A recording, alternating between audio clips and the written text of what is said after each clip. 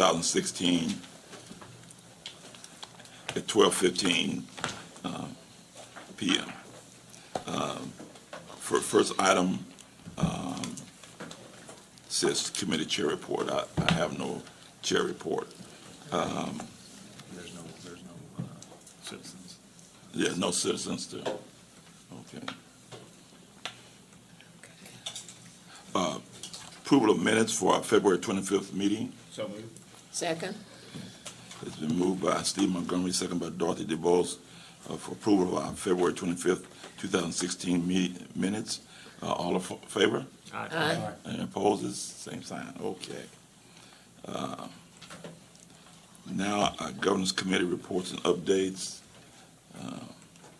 First of all, our ERM report, Mr. Skillings. All right.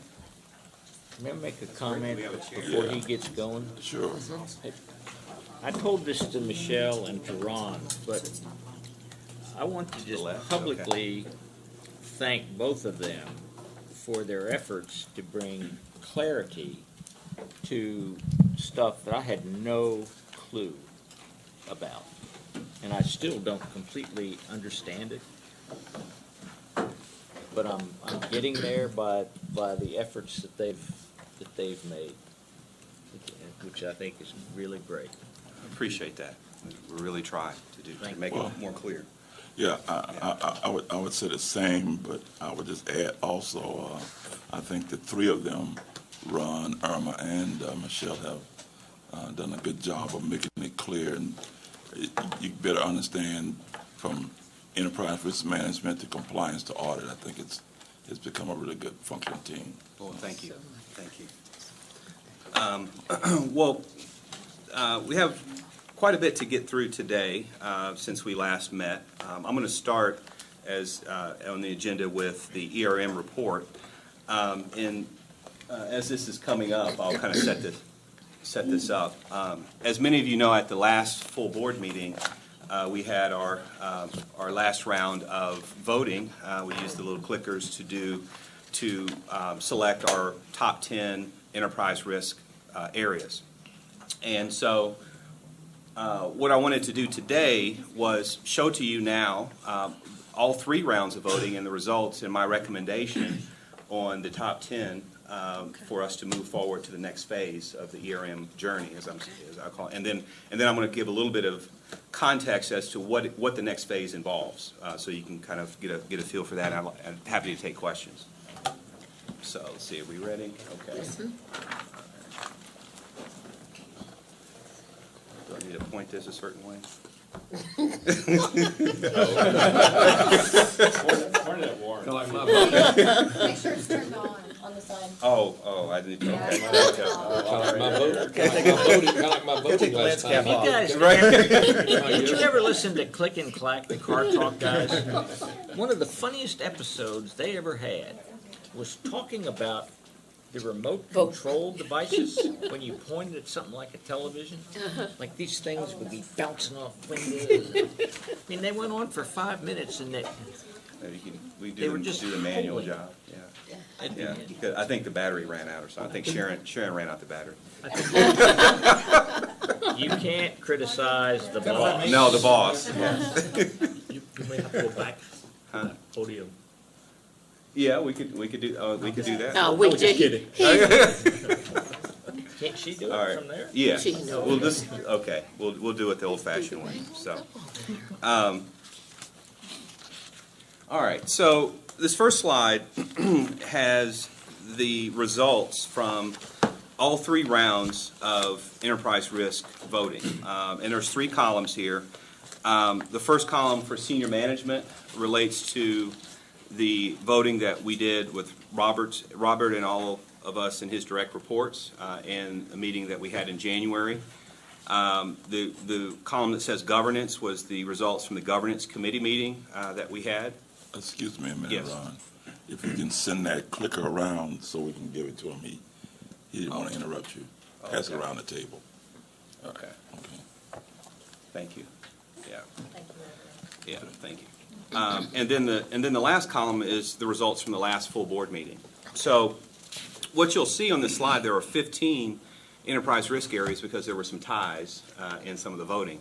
And so what I tried to do is to bring forward to you a recommendation of what I would select as the top 10, and I'll give you the rationale of how it was selected. So the top 10 there that are on the slide are the first 10 that are in kind of the darker color, and the last 5 are kind of shaded. The first 10 are was my recommendation, and I came up with this recommendation using 2 or 3 factors. The first factor is certainly for those risk areas that all 3 groups voted for, all of those are included. And there are about, looks like 4 areas that all 3 groups voted that made their top list. So those are all included. The second filter was for all of those that the full board voted on the last time, those are all included as well. Just, because there were actually more board members there than at governance. So all of the full board risk areas are included. And then the third filter is all, what looks like, most of the governance committee ones are included. The 4 that you see at the bottom of the slide were those that were ties in the voting in governance. There were quite a few ties in the governance committee. And so I think I included what I think is a plurality, not consensus, of the risk areas. But I'm open to feedback. But these are the 10 that I would submit or recommend that we move forward with to build out the enterprise risk management program. And one thing I'll say to conclude on that point, this does not mean, as I said last time, that these are the only 10 areas that JPS is focusing on. This is just to bring some focus and clarity around how we can build out our risk management infrastructure around these. And we're certainly going to get to the others as well. But we need to have at least some focus in terms of where do we start first. So I'll stop there for questions. Now, the top 10 are the ones that you have bold, right? Yes.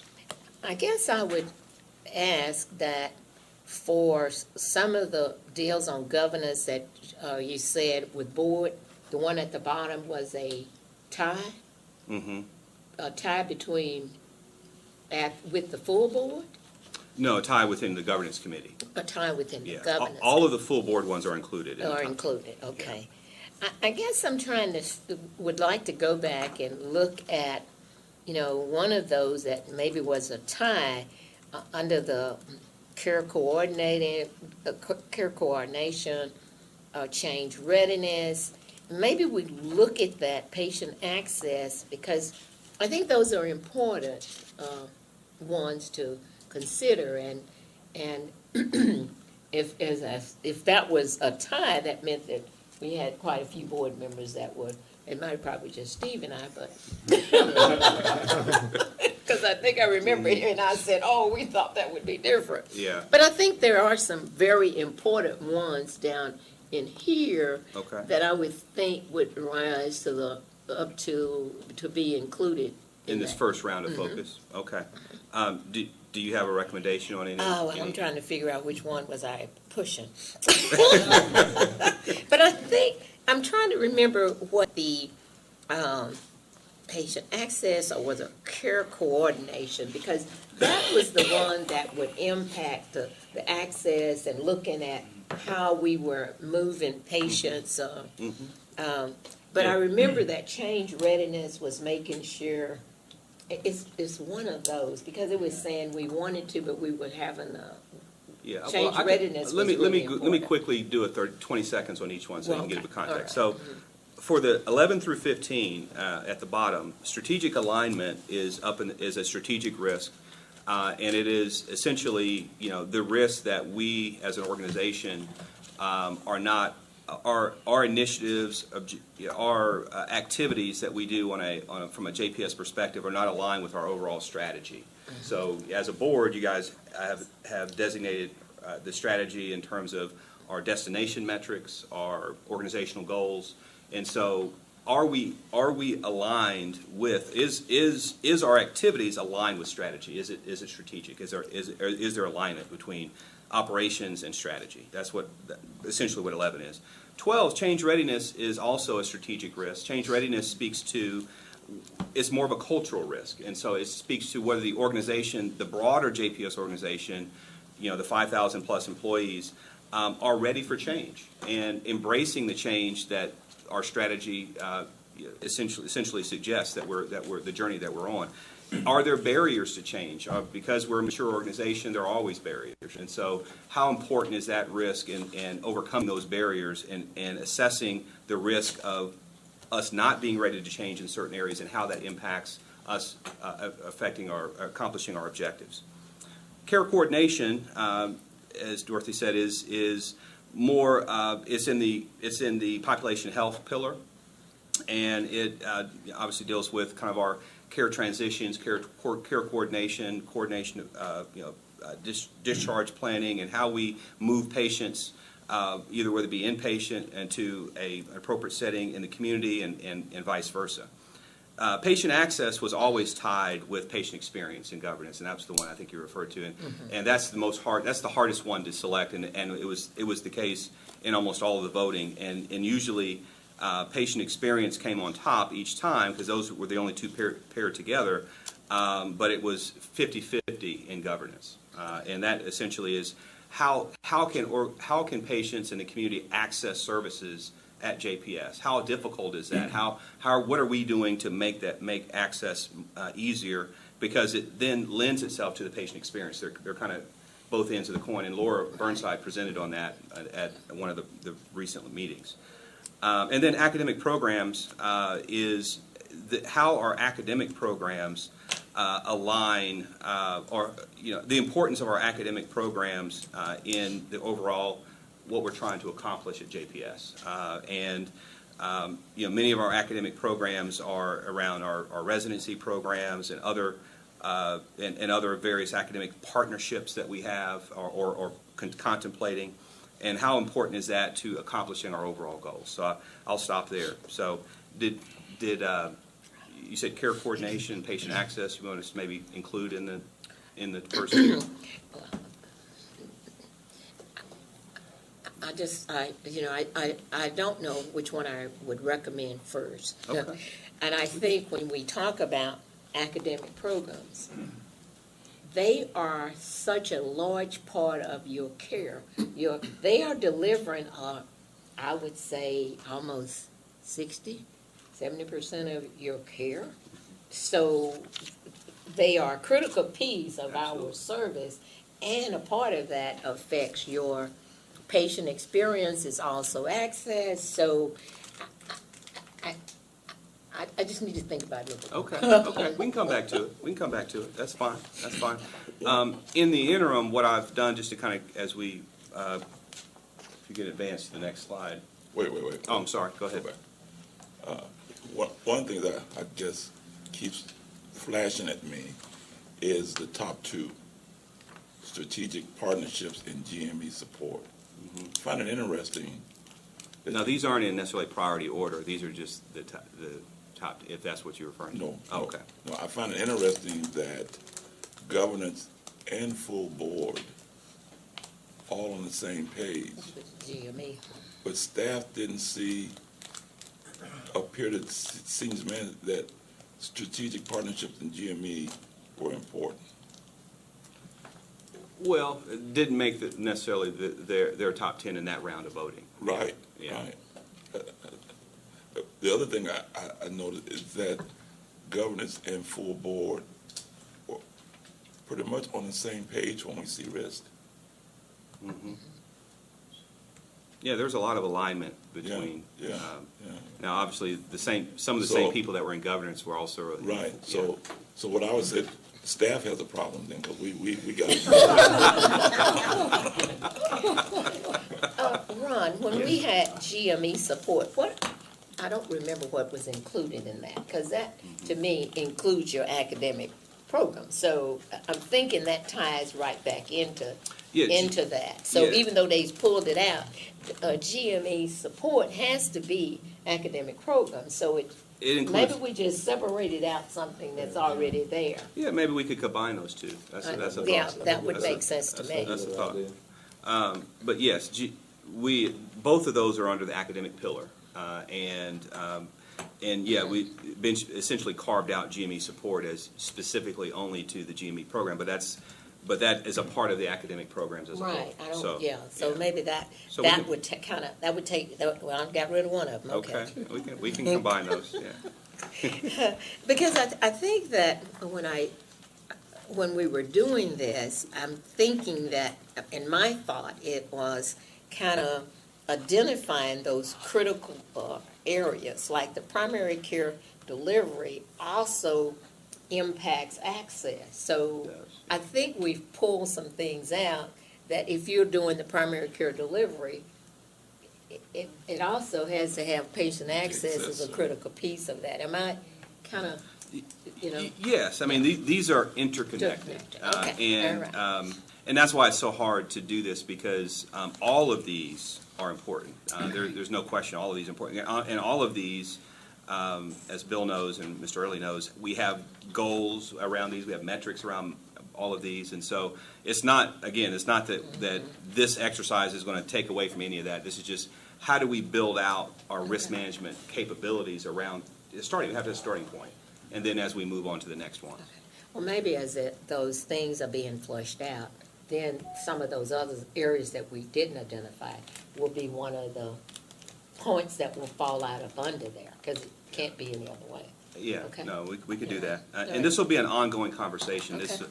even though we won't have the clickers, at least for a little while anymore, this will be a, Oh, you don't want us to play anymore. right, we will have other conversations around it, because I think, even around Emerson, we had talked about, each of these deserves their own kind of conversation in the appropriate setting, and maybe Right. we'll have that in governance as we Yeah. move forward.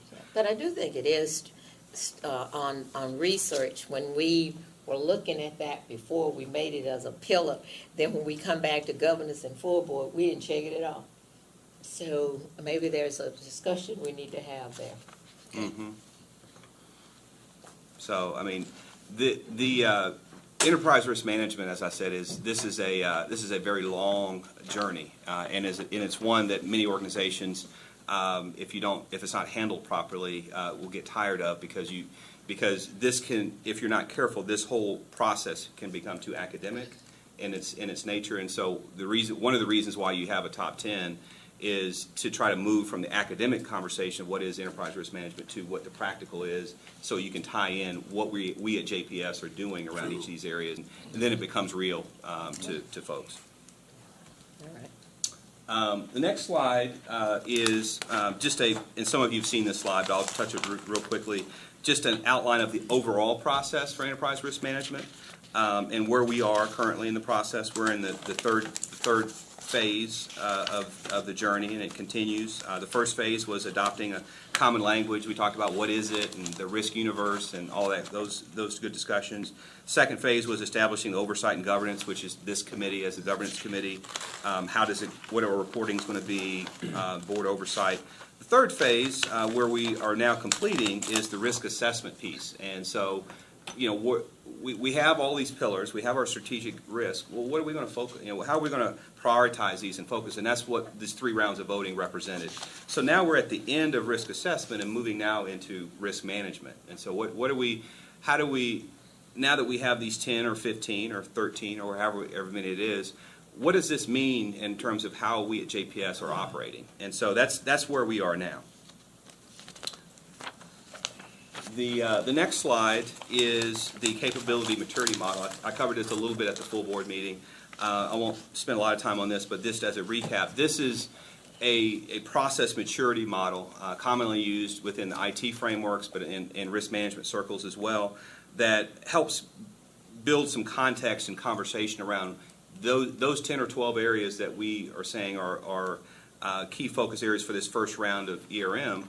Where are we in this continuum? Are we in the initial? Are we on stage 1? Are we at stage 5? And so you'll see a lot of this, because this is the context by which, when we have these conversations as to, I'll pick one, clinical quality, and what are we doing around clinical quality in terms of, how are we mitigating the risk? What are the sub risks?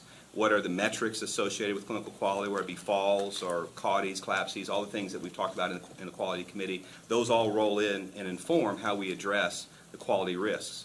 And so I've had conversations, initial level 1 conversations with executives in charge of these top 10 or 11 risks already while we've been voting, just to kind of get some context. Are these definitions the right definitions?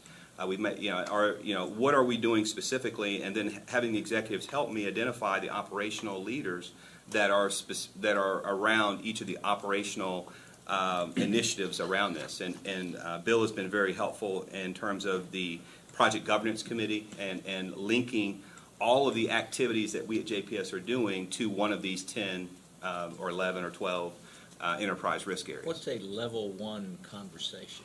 That's my term, but level one for me is starting with the leadership, and so talking to them at a high level about where do they think we are with respect to these 10 or 12 areas in terms of currently in this continuum.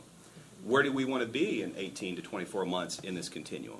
And then that would then inform what I'm calling a level 2 conversation, which I'm going to get to here in a minute, which is a facilitated session with these operational frontline staff and mid-level managers as to, okay, the leader believes that we're at this level. Do we concur? What data do we have? We want to get here in 24 months. Between that, where we are current state and where we want to be is the gap that we have to fill. And what does that look like? Does that make sense? Mm-hmm. Is that 22-year-old study still applied? Yeah. What'd you say? Yeah, this is back in '94 when by Carnegie Mellon. When it was initially an IT framework, but a lot of the literature in risk management circles still use this. Yeah, I know you're familiar with this, right? Not anymore.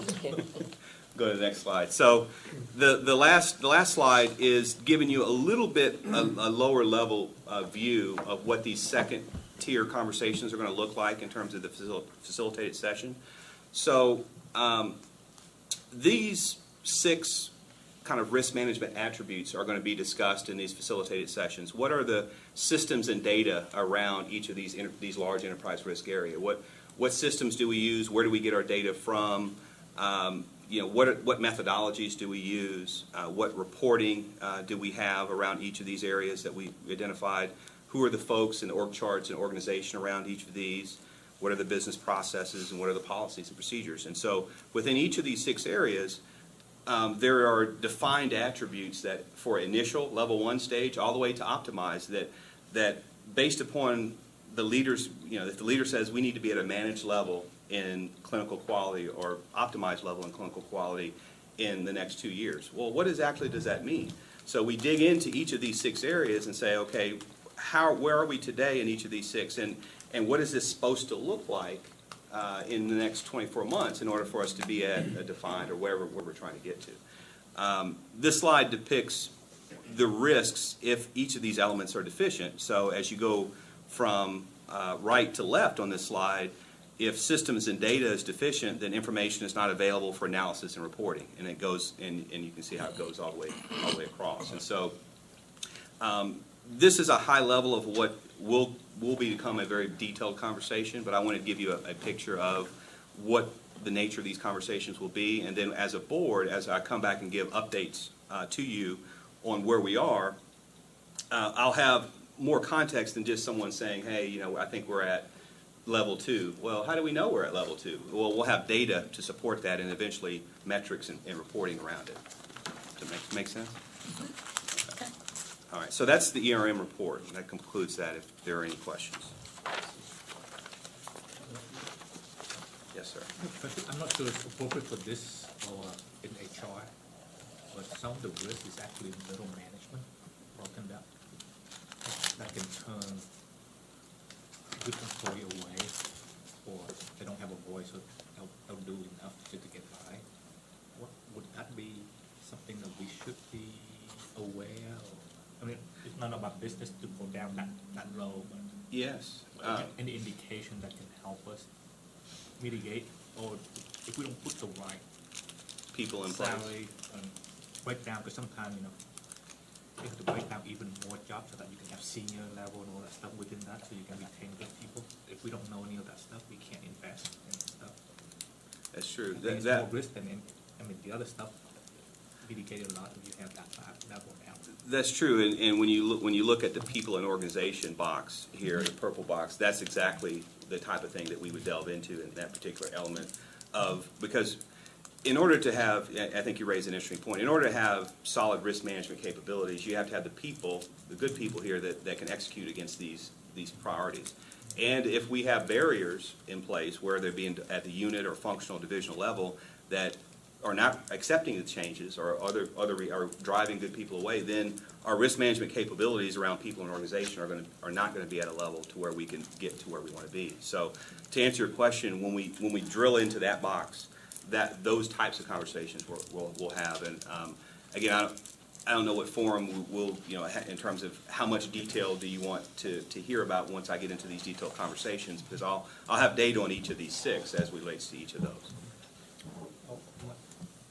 You can never get enough detail, but Yeah. get us enough so that we don't interfere with day-to-day operation. Okay. That's not our job. Okay.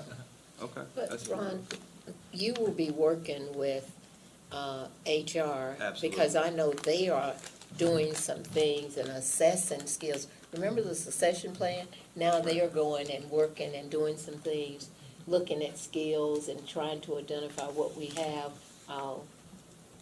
what they Absolutely. needs and all. So that should tie into Absolutely. some of the same things, because that's going to be working and identifying our risk there. Yes, absolutely. And I've talked to Nikki, and as an overall people pillar, Nikki is responsible for all the people pillar for JPS as a whole. When we talk about these specific areas, these are going to be around those 10 or 12 areas that we talked about in slide 1. And so it's going to be really a smaller slice of what Nikki is looking at it overall. Good questions. All right. If there's not any other questions, I'll move on to the compliance report. Do we have the clicker working? Sounds okay.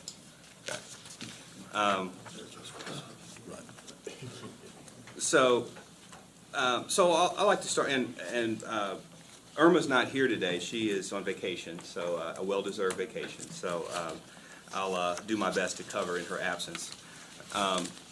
So wanted to bring up speed on a couple of key headlines. Some of these things I've spoken with before, but I want to give a quick update.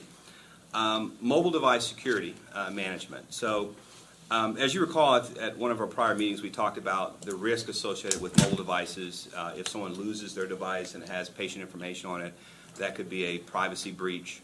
Well, there has been some good movement in this area, and when I say that the action plan has been developed, I've been working with Melinda Costa and her group. I think she's still here back there, and really the update here is that we do have a software vendor selected. Melinda and David have tested the software, and so we're now have a plan to implement, and we're developing a timeline of implementing. That's a part of this action plan I'm referring to.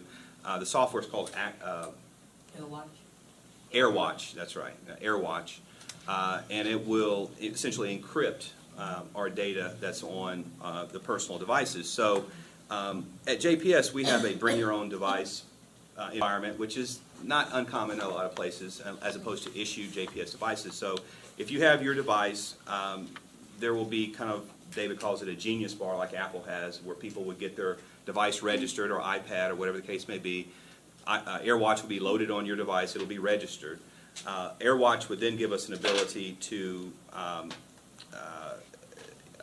encrypt just the JPS email that is on your device. So if you have most people have personal email and other things, accounts on their device, so it would essentially just encrypt the JPS email and force a password on your device, which in most cases people should have those anyway on their device, but it forces that and does not allow them to disable that.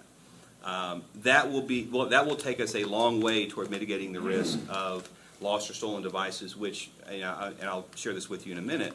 I was just at the National Compliance Conference, and this was probably 30% of the topics was around cybersecurity and around mobile device security, because this is where most of the breaches in healthcare institutions are happening.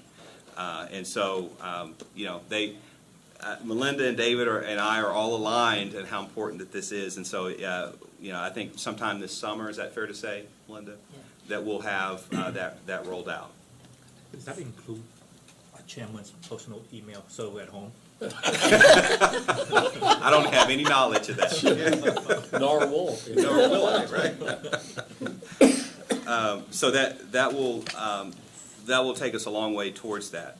The other key question that management is working through around this is providing access to exempt and non-exempt employees who have access to email on their phones for work-related reasons, but because of labor laws, if someone works, even if it's outside their scheduled hours, you have to pay them for that time, and so they have to be able to record. And so we've had a lot of detailed discussions around how do we do that and what the policies are and that type of thing.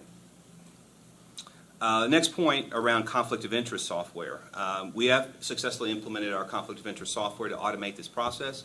All JPS employees and physicians has been rolled out to them. The deadline for that was March 31st.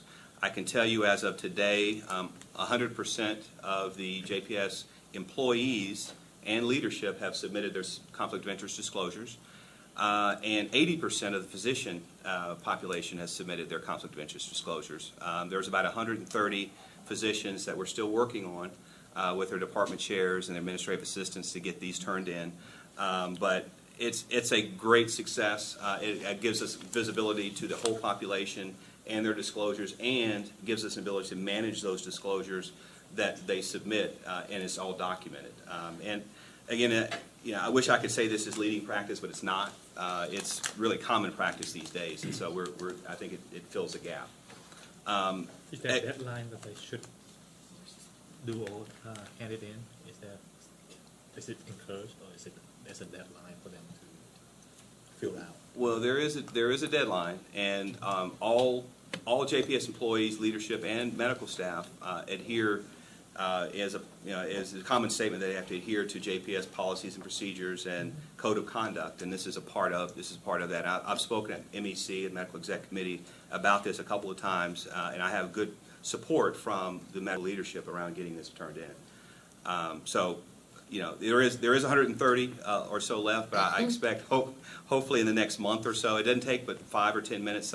Some physicians, if they have a lot of investments, it might take them longer than that, type of thing. But for the most part, and I know Dr. Weber, you've done these many a time. This is a common thing for physicians to do. Now, as a board, you all as a board members don't have your conflict of interest forms are managed through the General Counsel's office, I believe. Is that right, Alan? Through Neil and the General Counsel's office. So at some point, and I spoke to Neil about this, if you eventually wanted to automate that, there is an ability with this software to segment for board members the ability to do that as well. Is there a policy need change for us if they don't go into compliance? We should discuss policies of action for you guys. Are there policies? Changes that we need to enforce it or whatever, to be prepared for it down the road if a few slackers don't want to sign? Are you talking about the board? The board too. Well, I have seen at JPS, it is a requirement. Okay. Right now, and this will be something I can talk to Diane about with the claim on the physician side, and whether or not we make that as a standard condition within the contracts, which is common as well. It's not uncommon. So my question is around, is there anything that we need policy change standpoint to support so that you guys can do, so we don't tie your hand? Oh, to give more credence and enforcement around this. So we don't tie your hand, and it's not for us to do. But Okay. No, let me think about that. That's a good question.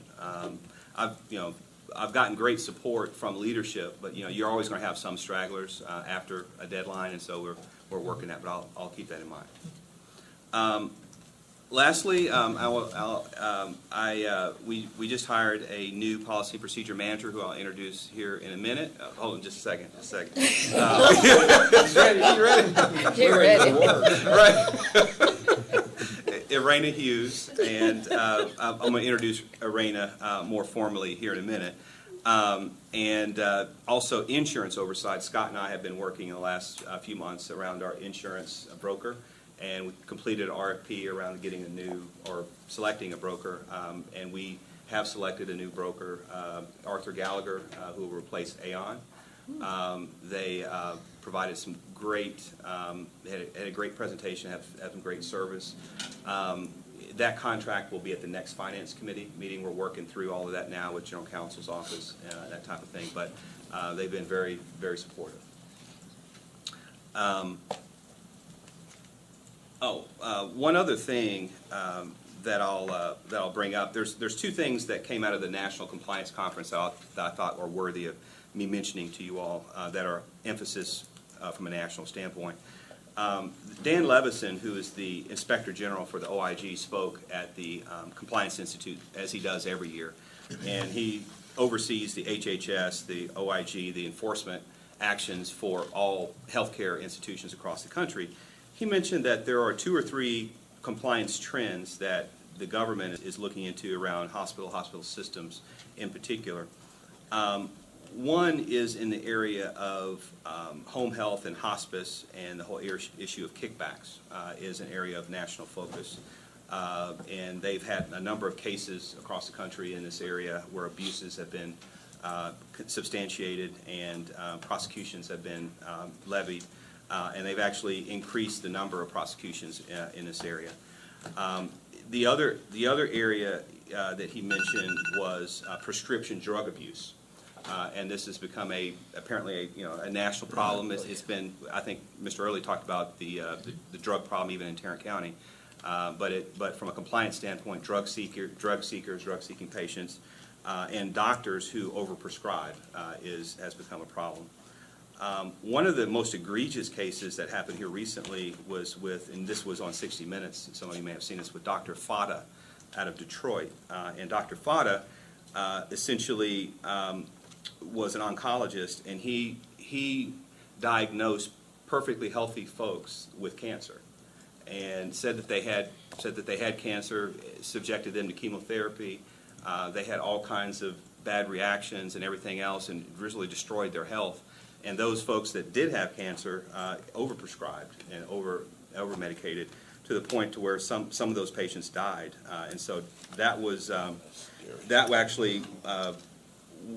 When OIG was made aware of that, Dr. Fada now serving a 45-year prison sentence because his practice was stopped, fortunately.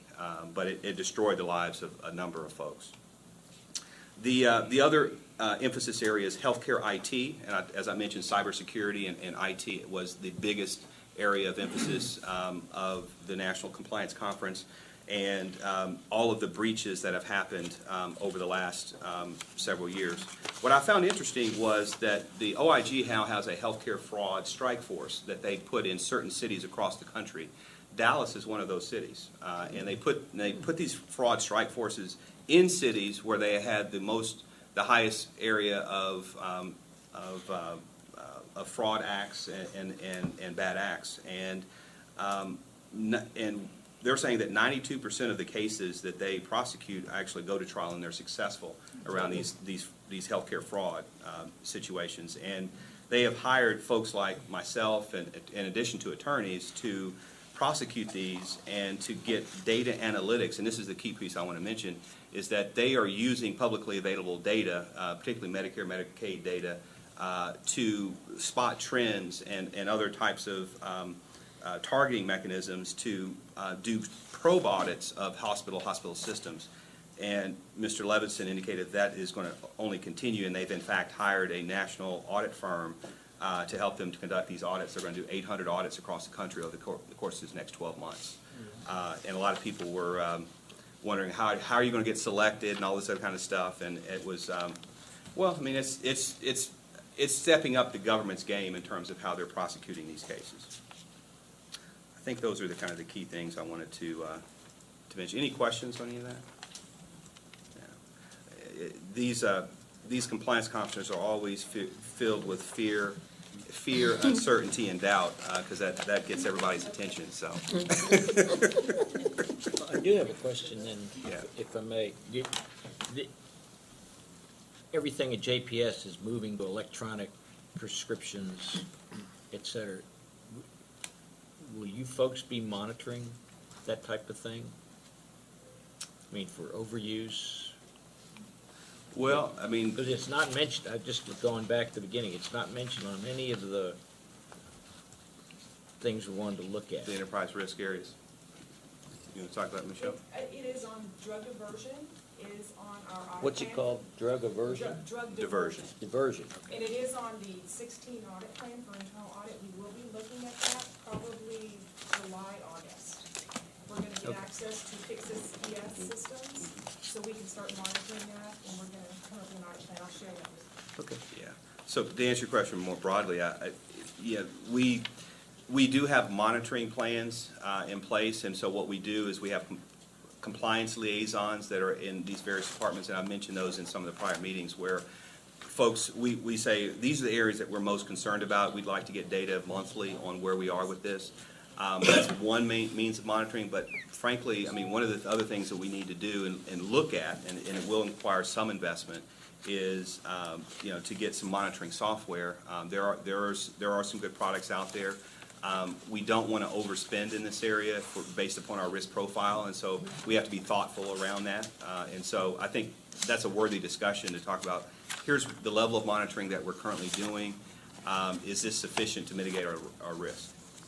But Chuck, would that not come under some of the quality stuff for the physicians that would be reviewing? Aren't they looking at some of the, would that not be somewhere that we would ask them to focus on a little bit? Because that would all be looking at clinical practice and how they are prescribing. So wouldn't that kind of I'm come under sure quality a little bit too? I'm sure, well, it is.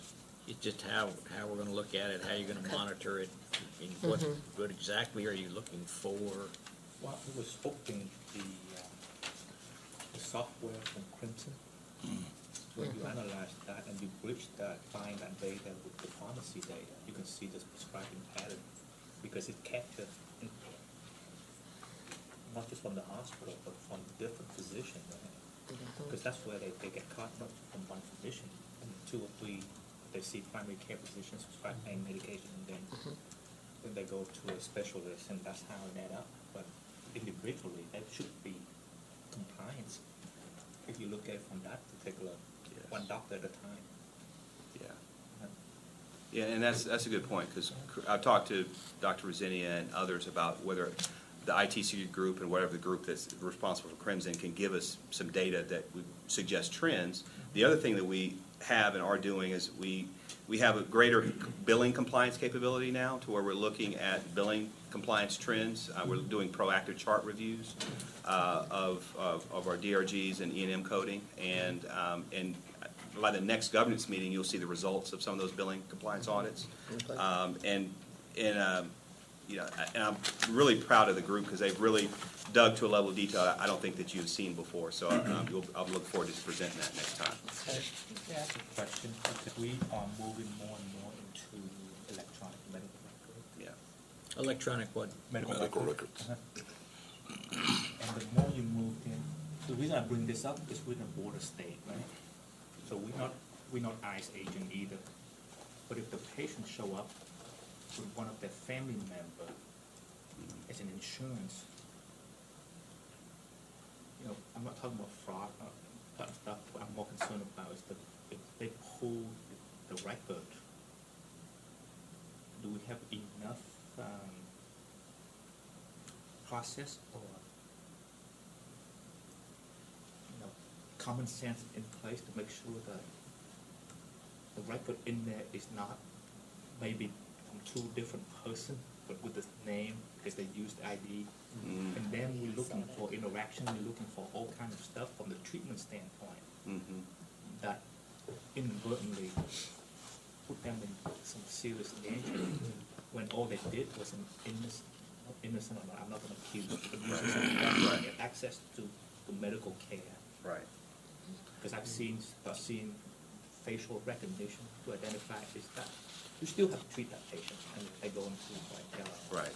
But Yeah. I just don't want to mix the record because they gave an ID Yeah, I probably can't give the best answer to this. I might turn this over to Bill a bit, but we have been seeing on the back end some of that. You're going to see some of that. I mean, with our patient population, you're going to see people who are undocumented. They give maybe a John Doe name, But in the and old days, you have file, and you can separate, but now they don't know if it's interact with each other and then suggest something that they right, don't know. and there could be some harm because a clinician might see, well, this is such and such patient when it's not. I don't, Bill, you We want to? actually are looking at that, and in fact, we looked at it 2 years ago. Started out as a palm reader, right? University of, not the university, but Harris County did that when they implemented it, and it saved them a ton of money, and you can't even fathom what it did from a patient safety perspective. So they progressed from the palm reader, and Melinda's and I have had conversations about that. Carolina's been implemented it 2 weeks ago, and now there's several wonderful ways of using Retinal, facial, eye, facial, retinal screening. It is on our proposed project list. If you have a palm reader, you can read this line. If they have a long life, you can discharge them early.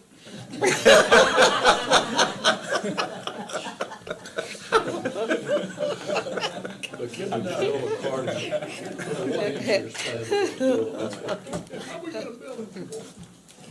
All right, let's go to the next slide. I don't think it's working. Oh, let me turn it on, okay. Oh, nice. Okay. Just a couple of quick points on the privacy front. Ron, Yes. were you gonna make the introduction now or later? Later. Yeah, I have a slide just for a ring. Yeah. Okay. I haven't forgotten about it. She is ready. Yeah. On the privacy front, we did have 28 breaches that we did have to report on the HHS website for 2015. It's a very common routine thing. That's a reasonable number. HHS requires all providers to report small breaches that they define as less than impacting 500 patients on their website directly. We did have those reviewed by General Counsel's office prior to them being posted. We had a new staff member added to compliance. Her name is Arthi. She is an attorney and is going to be working in our privacy area. It's really upgraded our capability within compliance and particularly within the privacy program. And Arthi is a native of Fort Worth in Tarrant County. She went to school here. She clerked in Maryland when she got her law degree and wanted to come back home. So we're happy to have her. Regarding to a breach, Yeah. is there any distinction between a low-level breach for a lot of people, let's say somebody's able to capture 1,000 names and phone numbers and addresses versus kind of a deeper breach where you got 5 names, but you got their entire file and you know their entire history? You mean in terms of how it's classified? Right, is there? Yeah, there are those is. classified the same? They are. The OIG classifies any breach of protected health information that involves more than 500 persons is a major breach in their view. Now, when you say protected health information, there are specific attributes that make that up. Name, address, social, medical history, other kind of attributes. There's about 18 different attributes for PHI, and so. To my knowledge, if you have 1,000, using your example, 1,000 folks that are impacted, and you have 2 or 3 of those 18 elements of PHI that's been compromised, we would have to report that as a major breach under the definition. But if they had 900 full files, I know where they, every detail of their medical life, that's not a major breach. It's purely on the numbers and any aspect of protected health quality information. Yes, there's kind of a hard threshold in terms of reporting. Right. Now, when you go beyond that, there used to be what's called a risk of harm analysis that was done on these breaches in terms of what harm did this breach cause to the individuals impacted. Right. Well, the government thought that people were using that too liberally and have now lowered even the threshold for reporting a breach to where they've diminished some of the risk of harm analysis, and basically it's kind of on its face a breach that organizations have to report and demonstrate that the organization put in the appropriate safeguards as is defined by HIPAA and the security rule to prevent this from happening again. It's very onerous to do. Now, these small breaches, and the HSS folks were at this conference, and they spoke about how they look at these things, and they said, well, we do look at the website and these things that all these places report, but we look for trends. And so if we see a lot of trends and a lot of spikes, then you might get a letter from us saying, well, what controls did the organization have in place? But what they were very clear about is that 0 is a bad number. They said that any large hospital is going to have some breaches, and they expect that there's going to be some reporting. If there is no reporting, that's more a red flag to them than anything else. Right. Yeah. So we have a target number of breaches. Right in the sweet spot, right? Yeah. Perverse incentives. Yes, yes. That's exactly right. Compliance dashboard, I'm not going to spend a lot of time with this. You have it in your packet. I'm just going to touch on a couple of things in the interest of time. On the education, the only thing I'll mention here is that we did a lot more focused education over the last few months because, as I mentioned earlier, we rolled out conflict of interest, and there were specific training sessions around those, so the number popped up in terms of the number of face-to-face education items. Nothing really that stands out under compliance cases by allegation per se. Compliance cases by disposition, as is always the case, it's mostly privacy and security related. And then average calendar days open, and again we report this as well. The team has done continues to make some improvements in getting cases closed within our 14-day window that we've set. And again, most of these are privacy cases, and now with the addition of ARTHI, as I mentioned, in privacy, it really helps us be able to not only, and this is the key point I want to make here, not only close cases, but be more proactive and say, well, how did these come up in the first place, and be more engaged and involved with the frontline staff if there's education, as opposed to having to be reactive, just reacting to what's reported. And so I'm really trying to make the team encourage the team to be more visible and more engaged with the frontline staff on a proactive basis, particularly when these cases are reported. Ron, before you Yes. leave your total report, on the one on allegations, that's the first time I've seen financial concerns pop up. You know, you had 3 and then a 1. There it is. Okay. Go to the next one. I think it's financial concerns.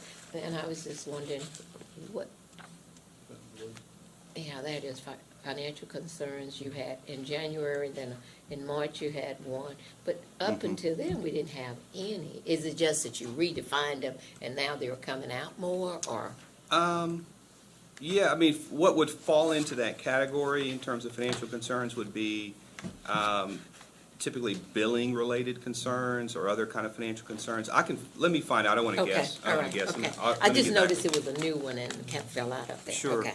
I'll follow up on that. All right. Okay. Let's see.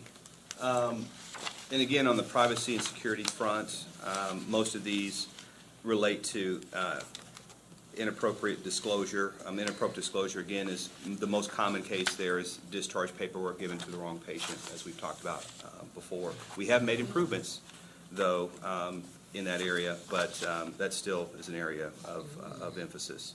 The one thing I will point out that was also mentioned at the conference in privacy was inappropriate access. And inappropriate access is being considered as new regulation that's going to be amendment to the HIPAA laws, meaning that if someone has access to PHI, but they should not have it based upon their role or based upon what their job function is, that access alone could be considered a breach.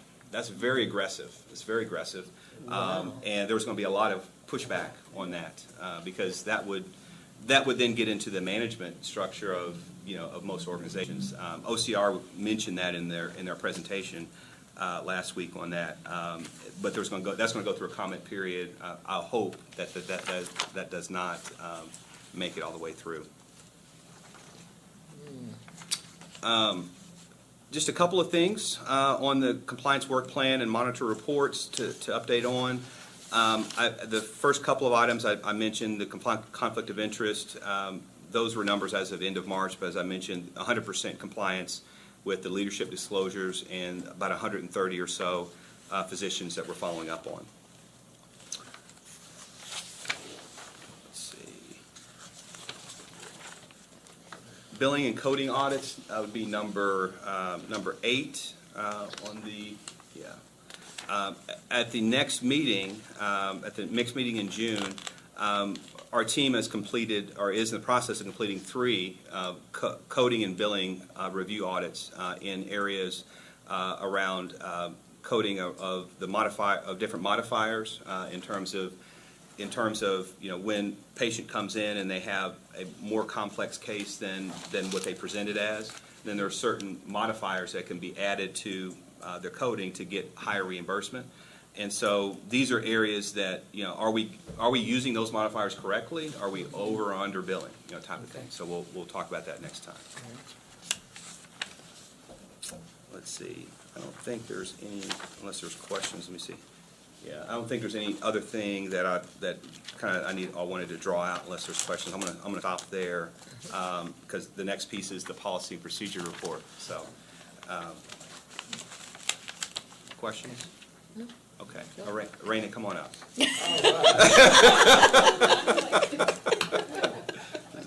We'll just grab this chair. Yeah.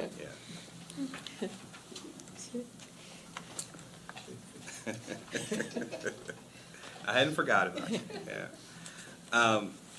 This is Raina Hughes, and some of you have met her already. I'm really happy that Raina has joined our group. She actually was already at JPS. She was in our research and academics area working with Dr. Fowler and the IRB. She was actually the IRB coordinator and has done an excellent job. So I will, I guess, turn this and let you introduce yourself. I'll turn this over to you. Okay. Hello, everyone.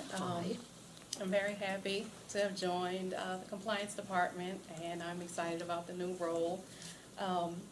My responsibilities in this department will include to organize and maintain the policies and procedures in the policy text system, and handle any service requests, troubleshooting, training, and also the implementation of a process improvement plan for approving the policies and procedures. And development of the policy and procedure committee, which will oversee any of the policies that do not have a standing committee, which is a small amount so far, and also to use the committee to assist in the process improvement plan for the approval. So, and we also presented at our very first meeting the year-end goal for approving policies and procedures. So we'd like to reduce that approval process by 25%. Cycle time for The approval. cycle time. Yeah. Tell me about your background. Yes, and I have over a decade of experience in research, and transitioned into the IRB, and I'm very excited about working with paper and people rather than the laboratory and pipettes. So. The IRB's never fun. Yeah. But from Yes. Bridges, New Orleans, right? Yes, I'm originally from New Orleans. Yeah. Yes. Now, king cake, Yes. I just want to go on record that Rosinia and Margie Meyer had promised to bring some king cake, and they have not delivered. So, maybe. Wait a minute. Make a Wait a note. Yes. minute. Wait. That's under $50. Yes, under $50. Yeah. Make a note of it. Yeah. Well, I'm gonna add that to the agenda. But, Closed session. closed session on king cake, right? But we're real happy to have Raina. She's really come in and dove in the process, and we have a multidisciplinary committee that's formed on a monthly basis. You will see in governance going forward at least 2 or 3 slides on an overall basis of where we stand with policies and procedures, because this is an enterprise. It is actually one of our enterprise risks for compliance, and it affects everyone throughout. And so I just wanted you to meet Raina. So, stay where you are, though. We got one more slide. Yeah. I just got one quick Yes, slide. yes, sorry. This initial meeting was on the 15th. Yes. Is that committee made up of, It's made up of, it's about 22 people, roughly. It's a working committee, so it's not an executive steering committee, so it meets monthly. It has representatives from all the disciplines, including physicians, as well as legal, physicians, operations, what would you say? Document owners, chapter owners. For Joint Commission. And so the goal of this committee is that for those policies that don't have a hospital committee that they get reviewed by, it will be reviewed by the policy review committee. And that's a small number. It's usually the leadership policies. And those policies that come to the board for approval will come through the committee. All other policies will go through their normal channels because there's no need to have another step in the process. Yeah. Yeah. And then lastly, this slide is just a high-level overview of the policy and procedure workflow. And this is essentially what Arena administrates for JPS, and that all policies have a due date, and once they reach their due date, they go into draft. The document owner, once it goes into draft, is responsible for updating those policies, working with various other writers and collaborators. Then it goes through a review process, and these are stages within the policy tech software that we have.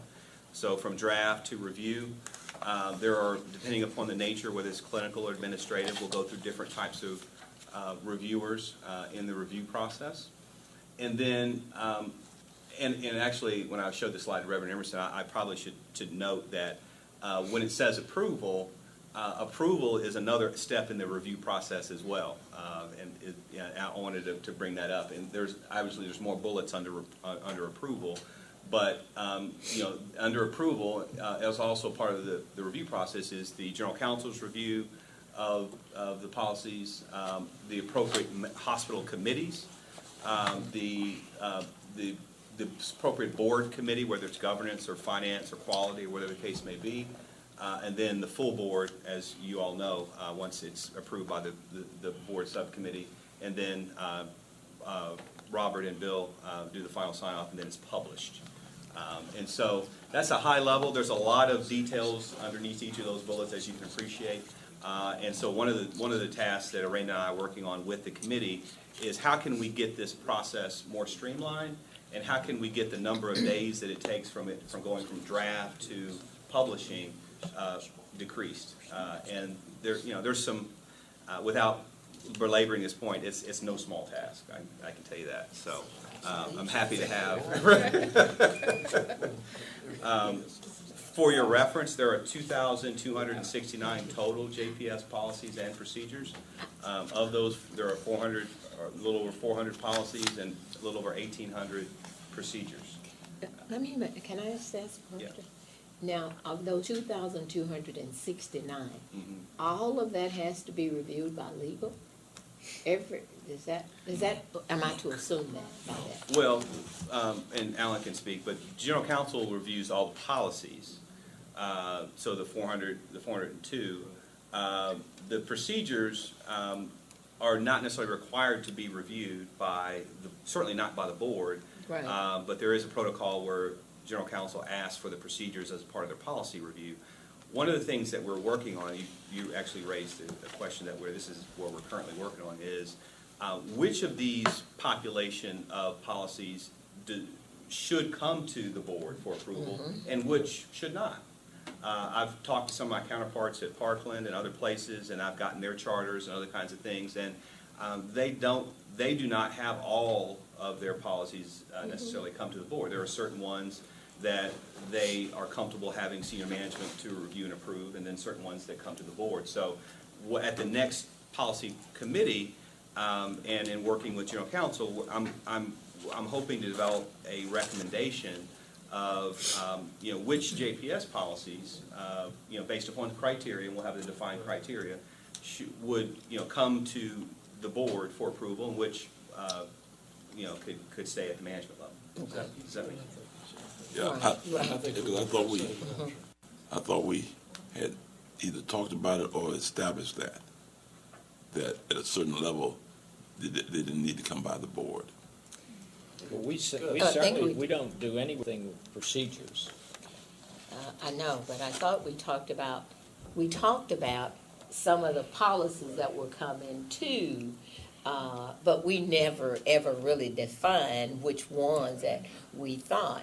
And some of those, I know when they send me a policy that doesn't say anything, I'm gonna always call and get the procedure. But Right. some of them doesn't make any sense if you don't have, it doesn't say anything. This is the policy and that's it. So it always questions why we have that policy sitting out there by itself.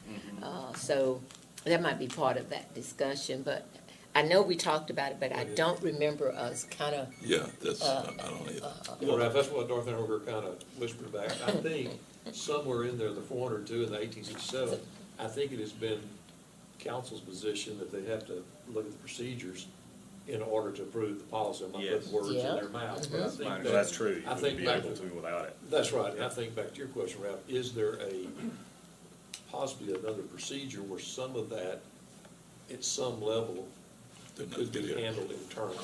I think that's what was discussed. And there's a large number of those too that are gonna come out of the process of showing a departmental policy. That's right. Right. Items that are and clinical in nature that are below that level as well, and I'm sure that's gonna be. Yeah, part of the I think it was a workload and or expense Expense, issue is what was discussed, Ralph, in our meetings. Right, right. Yeah, and that's exactly right, because it's not only, the more that has to come to the full board, the more eyes that are on it, and if that's not necessary, we can streamline the process. Yeah. Good. but I thought also as a process, we would identify those policies or procedures that we thought would be legal for legal to look at, and the rest of them, it wouldn't need to be, you know. Yeah, no, that's another question as well. Yeah. What we're hoping to do is by the June meeting, come forward with a recommendation. Okay. And working with general counsel's office. Okay. Yeah, because there's a level of complexity, like you said, Dorothy, and which ones truly need all the. Need the full. Vet versus gotcha. Exactly. Plus, Thank you. by the June meeting, Urania probably would have reviewed all the That's what I'm policies. saying.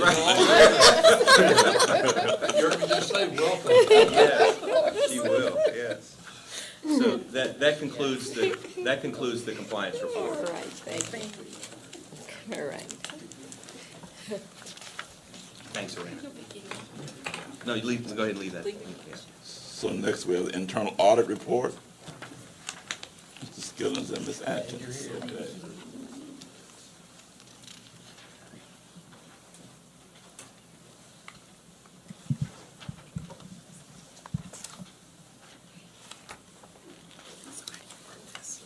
It works now, you just hit that button. So I made you. This is my first time in this room. It's a little intimidating, just a little bit.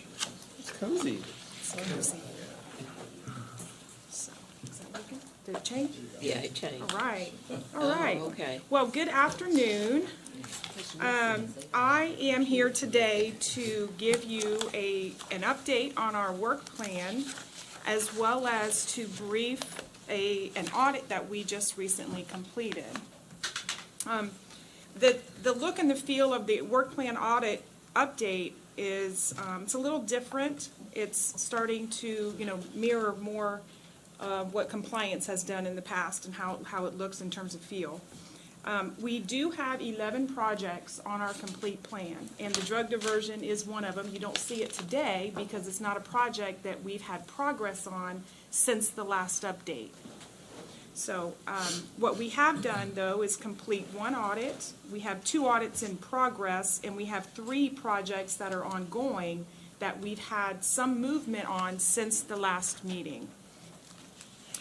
Item number 1 is the report that I will brief with you later in the presentation, and that starts on page 34 of your board packet. Item 2 is a charge capture audit that we plan to emphasize emergency services and outpatient services. And we want to look for potentially late charges, duplicate charges, and missed charges.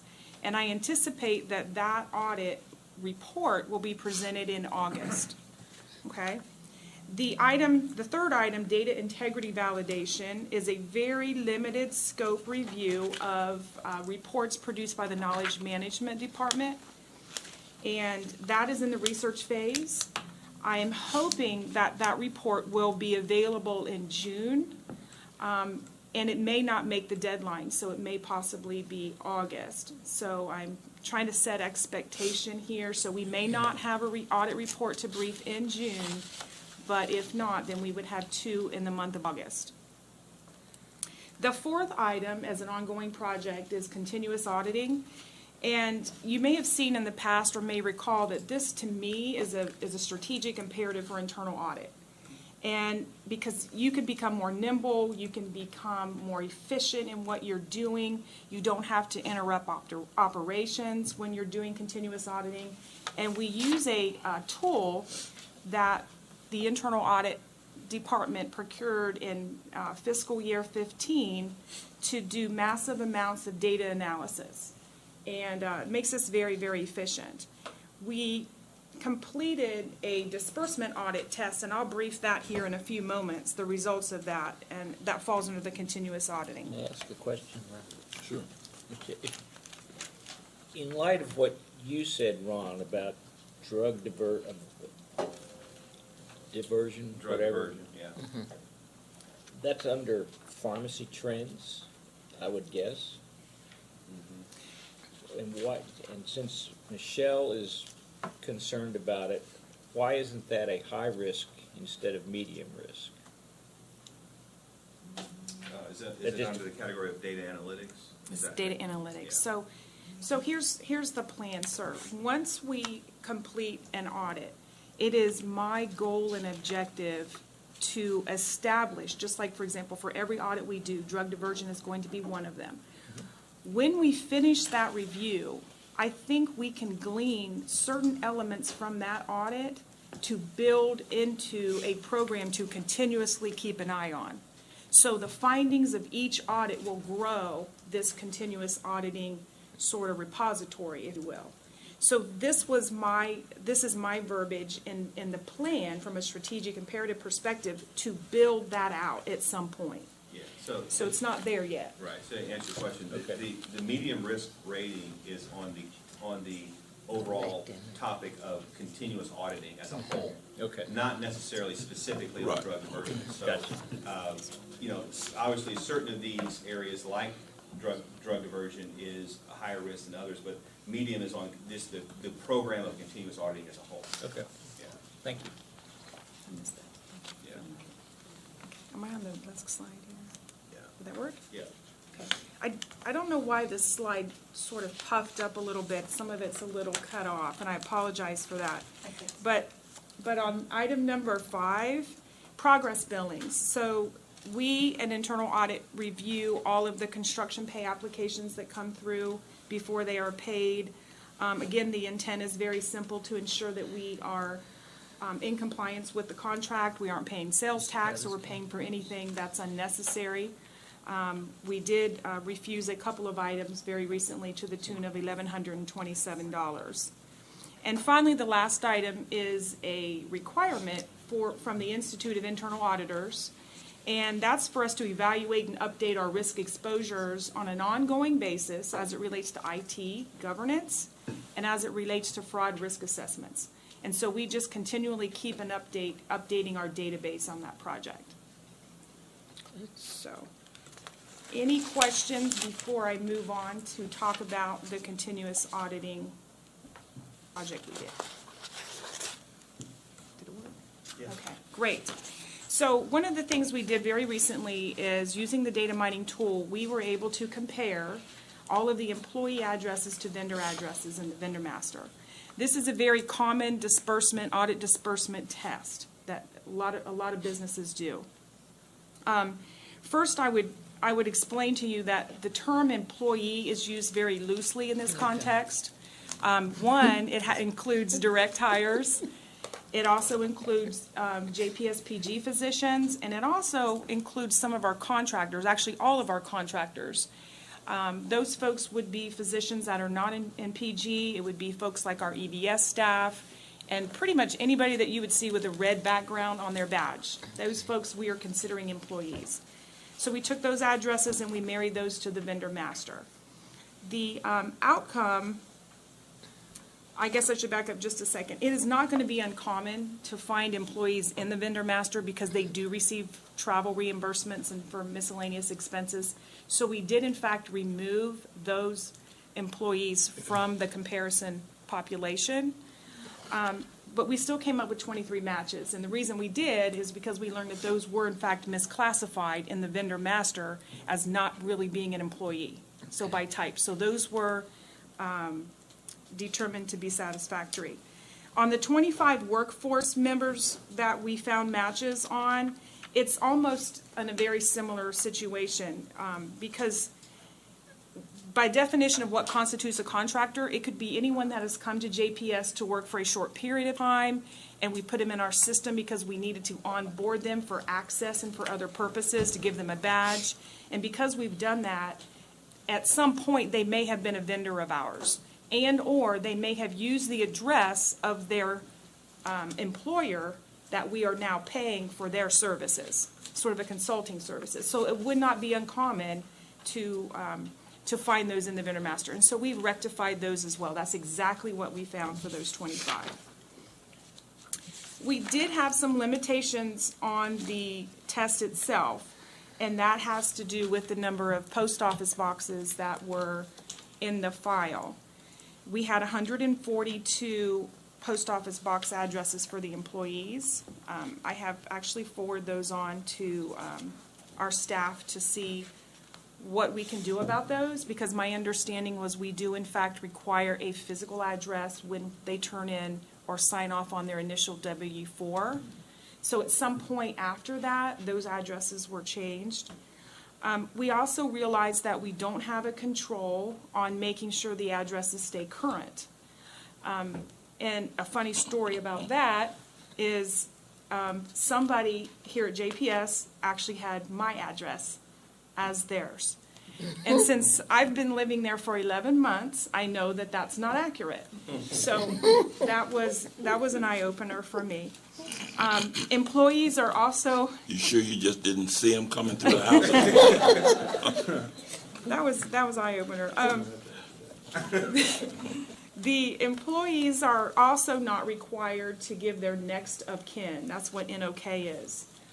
Or emergency contact number. It's not required. Now, most folks do, and but because it's not required, we typically like to also check not just the employees' addresses, but also their next of kin against that vendor master. So I'm looking forward to doing that sometime in the near future. The other thing I would add is that we've had a lot of physician contractors to the tune of about 150 plus that would use JPS's address, UNT Health Science Center, and UT Southwestern as their address, so that really didn't do us any good either. So overall, I think it was a successful run. Do I have any questions, or can I answer any questions about the progress overall on the work plan or on that test? On the physicians or who's using 1500 South Main, is our policy is they have to have an address? I'm just kind of wondering, how did we get it that they could put 1500 South Main in there? I am not sure, to be honest with you. I am not sure. I think, again, these are contractors, so they're not our PG folks. These were Company 600 folks. Okay. So they may, in fact, have been other residents that are coming to do rotations in and out and used our address. We're not really positive, so I really need to vet that through HR and on the second go-around, and I think that's something we can work on. I have one final question. If someone comes in to JPS and we give them access to our medical record, would they be listed as a vendor? Would that be a part of this file? Like if a patient comes in? No, not a patient. If you have, say we have I want to do research, and you approve it. So if you give me access to our medical record, would that be listed in this system? So that's the onboarding of a contractor, and so that actually should happen. Whether or not they're physically here or whether they are physically here, they should in should be fact. in there. That's right. In order to get an account, an Active Directory account, in order to log on to Epic, they should have been onboarded through Company 600. Okay, all right, okay, thanks. Any other questions before I move to the report? Okay. So before I start to debrief the audit results, I would like to make a couple of references here. Third-party vendor risk management has become, in general, a very hot topic in internal audit all across the country and in all industries. And the reason, in particular, dates back to certainly no less than 2013 with the Target breach. You might recall a massive credit card breach that Target had. The reason they had that breach was not because of Target, because they had just recently undergone a PCI audit and were very successful at it. But the breach was caused by a third-party vendor, through a heating and air conditioning vendor.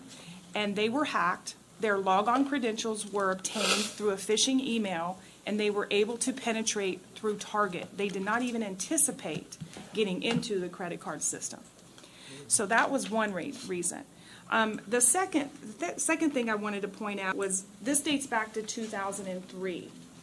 The University of California in San Francisco hired a transcription service, and they subcontracted that service to someone in Florida, who subcontracted the service to someone in Texas, who subcontracted that service to someone in Pakistan. The Pakistani lady claimed that she did not get paid, and therefore she was going to reveal on the internet patient data. She sent an email to the University of San Francisco to basically threaten them, if I don't get paid, I'm going to release this information. So that had a little bit different outcome because I ended up getting rectified. But the reason that I bring these two things up, That's good. Yeah, she got paid. yeah, she got paid. No breach. That's a good deal. But what was interesting is how many subcontractors were in that pipeline, and how that university did not know that, and neither did the original contractor. And so one of the things I wanted to say was, sometimes business associates sort of overpromise or oversell their capabilities because they want to do business with the district, and they don't disclose originally what their intent is to offshore or to subcontract offshore. And they may not disclose to us how immature their IT security program is or their compliance program is. And so I think it's very important that we have that vetting process. And the overall goal of this audit was, again, to simply raise awareness of these types of situations so that we can move forward and add controls in the process. Okay?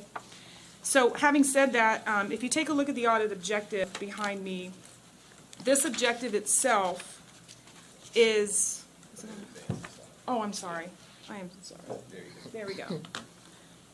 The audit objective is to identify and evaluate controls used to reasonably ensure security, confidentiality, and integrity of data entrusted to offshore business associates or subcontractors, offshore. This objective is what we plan to achieve with every business associate agreement, a BAA. So this is nothing out of the ordinary at all. We did identify 6 vendors and 5 district functions that have been subcontracted offshore. Ms. DeBose, I think this was a question you asked at the last meeting. The district functions are listed here, and the 6 are listed with these contractors. Any questions on those? Not any surprise there, by the way.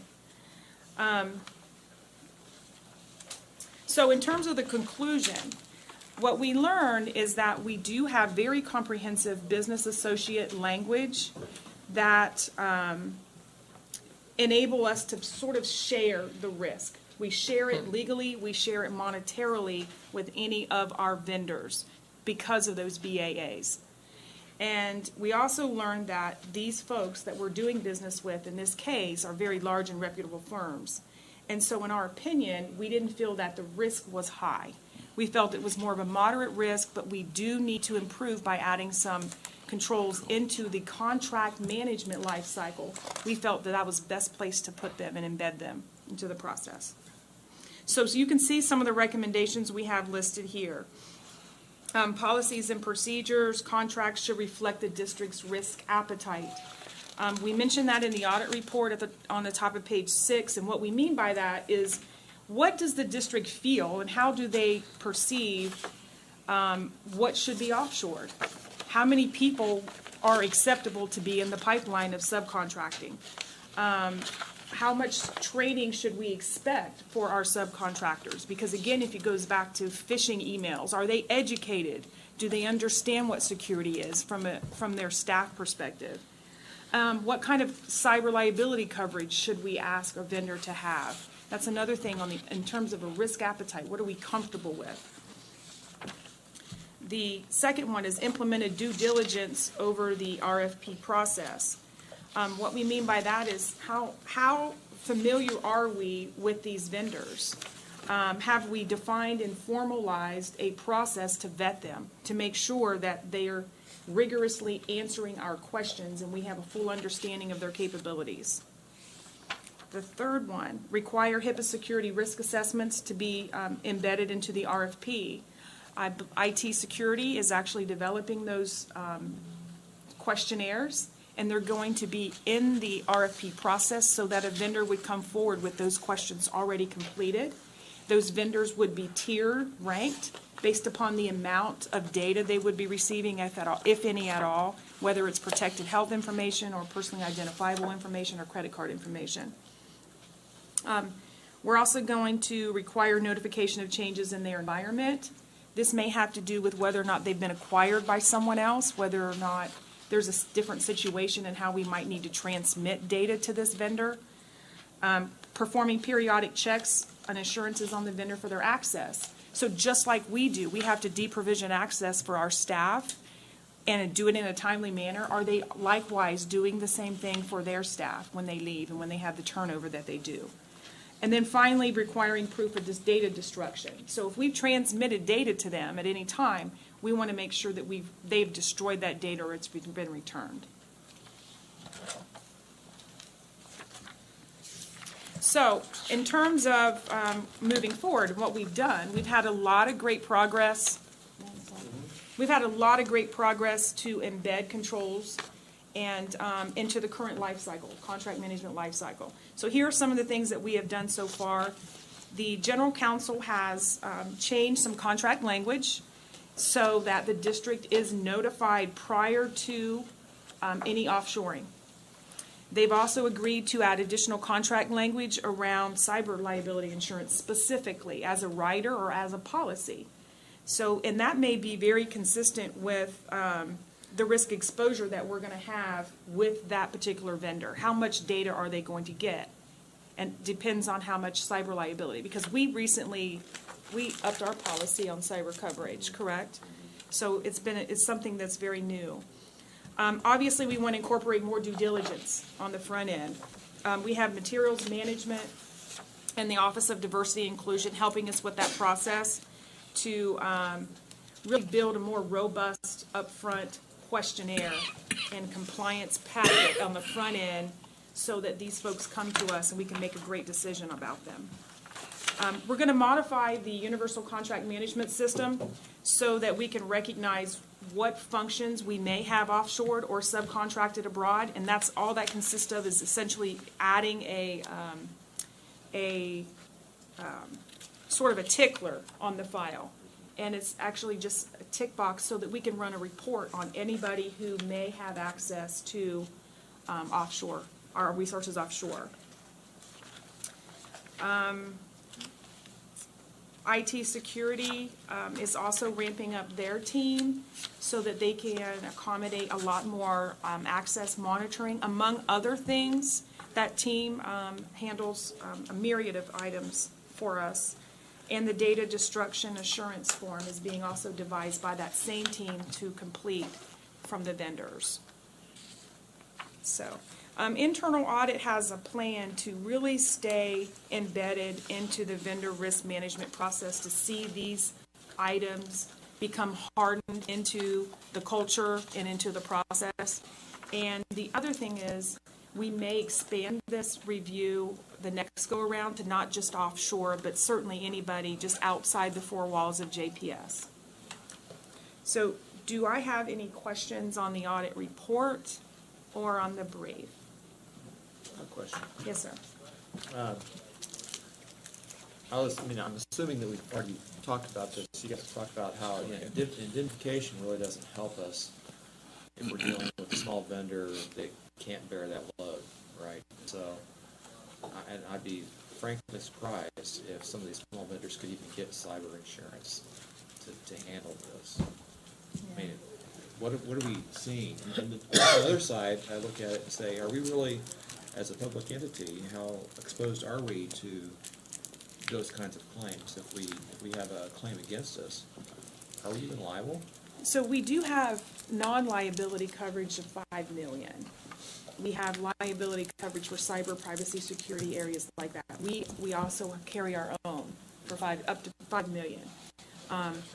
I'm just asking the overall question of, can somebody sue us for this, or to what extent can they sue us for this? We're a public entity, we have sovereign immunity for a lot of things, but not everything. Texas Tort Claims Act says we can be sued for various things, but not everything. Federal laws overcome a lot of state rules, so do we even know to what extent we're exposed? I'm sure that if we do something, somebody does something fraudulent or just over the top, that's different, but a negligent release of information, are we even as a public hospital liable to anybody for that? You know, it would depend upon the level of the disclosure, I would guess. And if we were of the breach, the nature of the breach, if it was large level and But why? negligent, if we had systems in place, you could possibly overcome the Tort Claims Act. If there was some, not a system, but say some kind of, you know, that someone could attempt to overcome it by saying that when a condition or use of property that you have caused the breach, then you could argue that the Tort Claims Act can be overcome.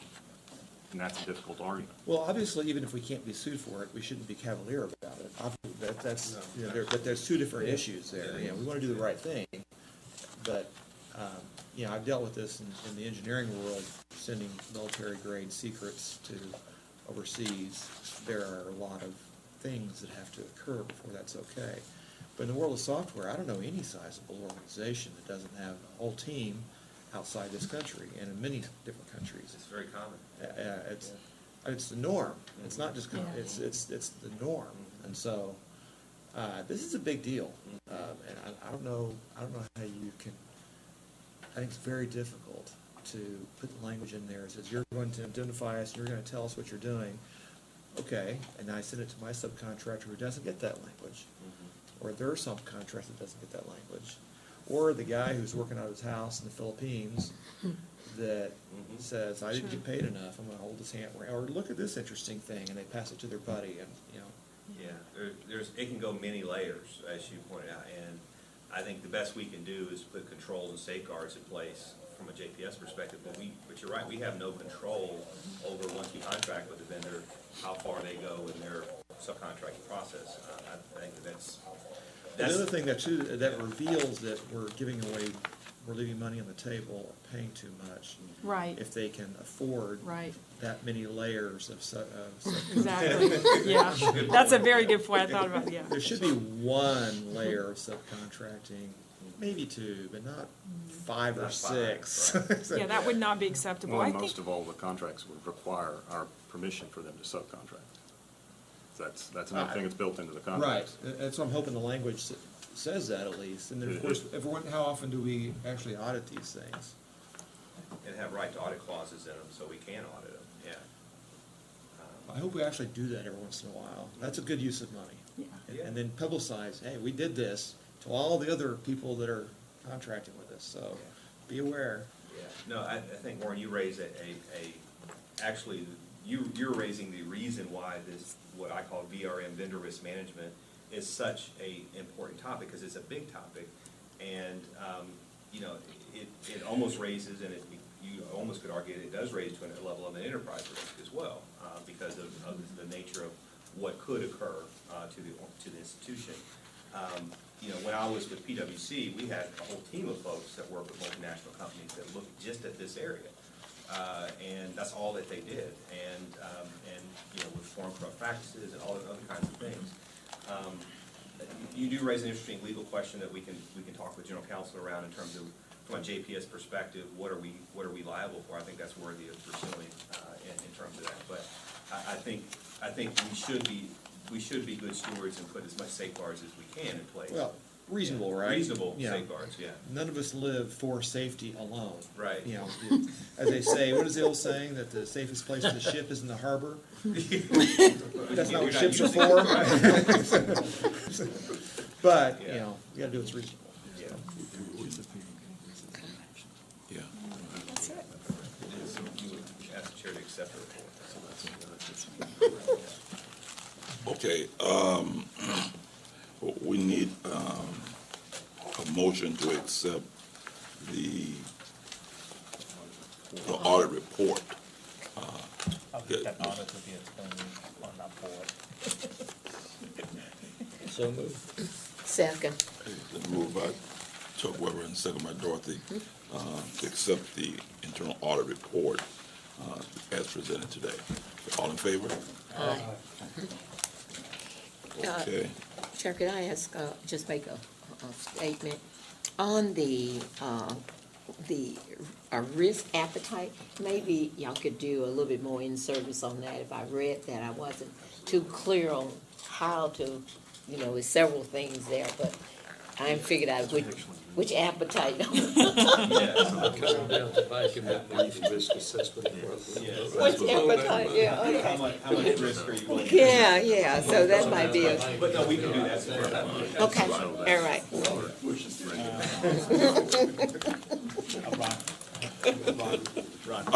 We have one item we need to discuss with you, just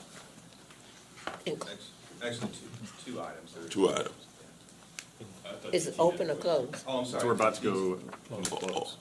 Or do you have a question? Yeah. Oh, no, I don't, I just have a not serious comment. Oh, okay. So we're going to reconvene in executive session pursuant to Chapter 551. And if I could ask us, unless you have to just run out and run down the hall, if we could just go right into that and then we can let everybody go. What happened? Correction. That was part one. That was part of what she did. That's what you approved. That's the got approved. Gotcha. The whole thing she was talking. Oh, thank you. Ron, I might say in reference to just a general comment in reference to Michelle's evaluation. The one thing I Been open the door.